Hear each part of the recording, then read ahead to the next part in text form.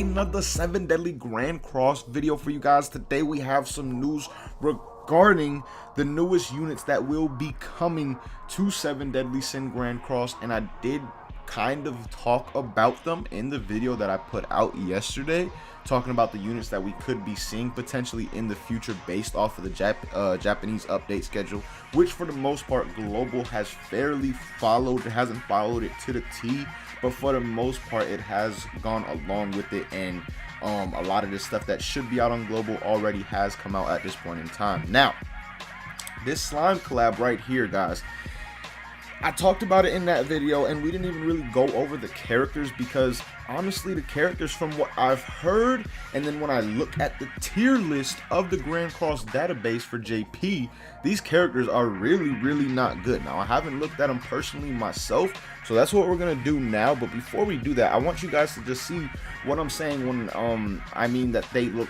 bad in terms of the tier list and their grades. Now, this is PvP and for farming, and then you got your passive and unique grade over here on the side. Now, we're going to take a look at each of these characters individually, but just taking a look at them in terms of their grades compared to a lot of other units within the game. Any unit that has a C rank on anything, that's pretty much just terrible, because that's the worst grade that I've seen on this whole tier list. So you can think of that as, again, the lowest grade you can possibly get. And Benimaru, who is one of the units that you can get from this slime collab, is a C across the whole board. He is one of the units, and then the next unit that you can get from it is Ellie. Where is she at? Oh no, not Ella. No, her name started with an M, actually, maybe. Right, where is she? Right here, Milam. Milam is a BCB, better than Benimaru, but still not the greatest unit in the world. And then you got the last two units in Rimuru, one in the slime version that's going to come as an SR is a CCB, and then you have the SSR, which is a BCB. Now, for the most part, when I look at this tier list, I fairly do agree with a decent amount of it. I don't know all of it fully to the T because I have not played JP that long. I just started like a week and a half ago, so I don't know all the ins and outs of all the JP units, but I've gotten a decent handle on some of them. And when I look at this tier list, I fairly tend to agree with most of it. I wouldn't say all of it, but most of it that they do have to offer. Now, when you look at these characters, guys, I already have separate tabs for each and every single one of them. Let's start out with Milam. Milam, or if that's how you say her name, I haven't watched Slime. Like I said in that past video, I watched Slime for like 2 episodes, 3 episodes, didn't get interested and never continued to pick it up. But Milam, basically her first attack inflicts spike damage. Basically what spike does is gives a 2x crit damage increase if it does crit. But it's equal to 160% attack on one enemy. At 2 stage it's 240%, and at the 3 stage it's 400% with no additional debuff or anything like that going with it. Now, you got her quick wind move. This inflicts damage equal to 60% of attack on one enemy and disables ultimate moves for 1 turn. Inflicts damage equal to 200% of attack on one enemy and disables ultimate moves for 1 turn on rank 2. And then rank 3, it's 200% same attack, but this time you disable ultimate moves for 2 turns.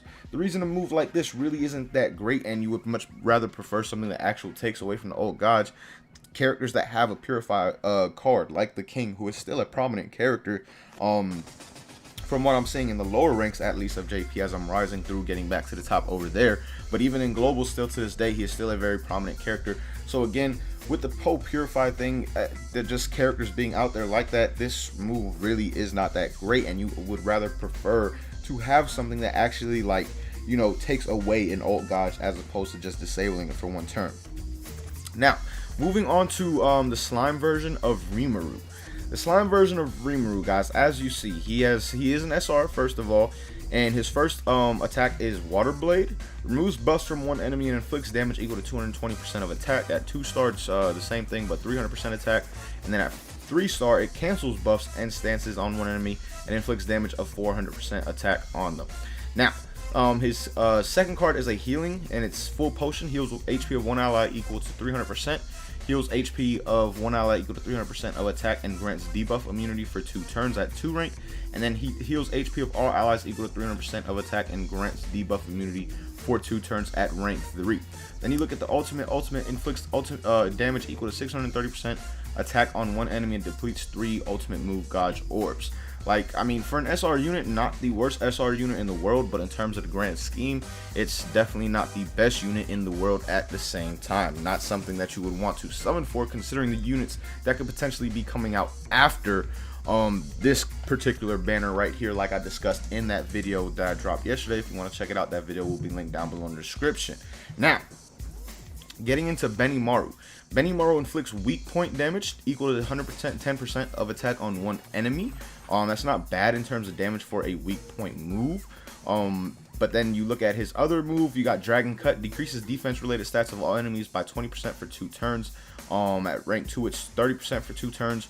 Rank 3, it's 40% for 3 turns. So essentially, really, with most lineups, you know, there may be some here and there that don't have any kind of Purify ability on the team or anything along those lines to remove debuffs.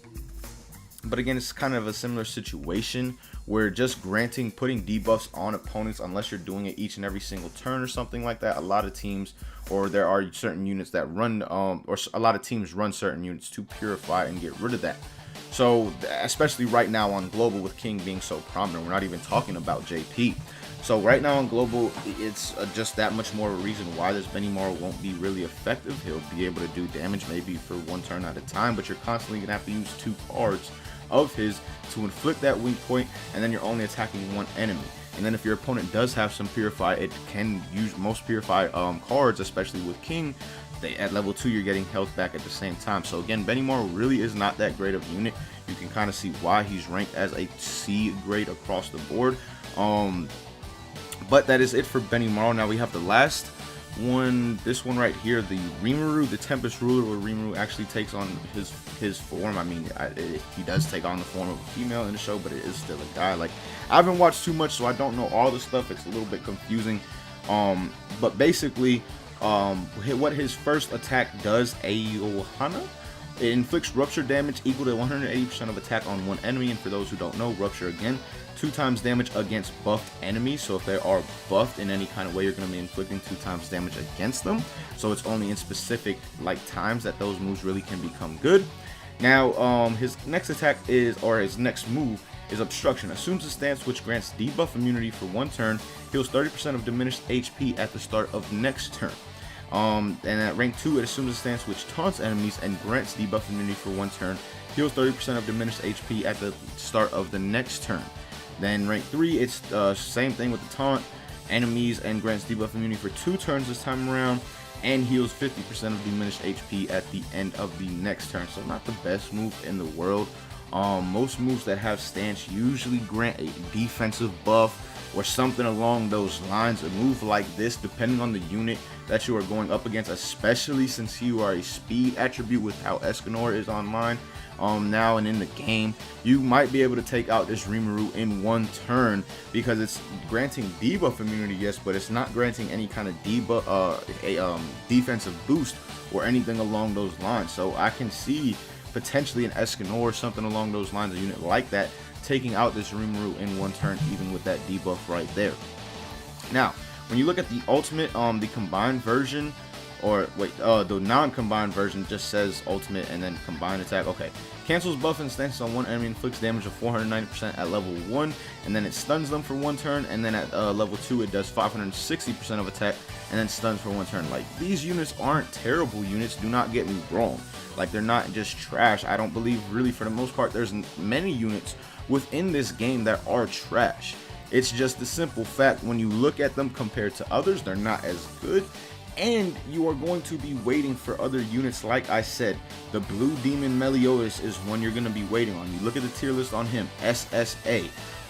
The Blue Lilia, you're going to be waiting on her, SS, and an A rank.